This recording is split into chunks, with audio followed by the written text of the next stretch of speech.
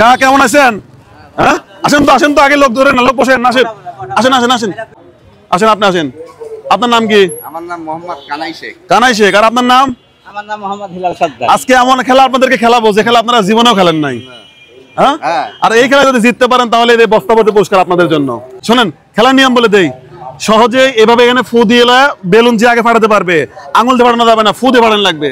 যে ফাটাতে পারবে সেই বিজয়ী। ওকে, রেডি? 1 2 3 শুরু। খেলেন।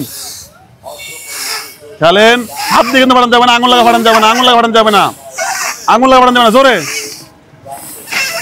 ভালো করে দেখা যাক কোন চাচা।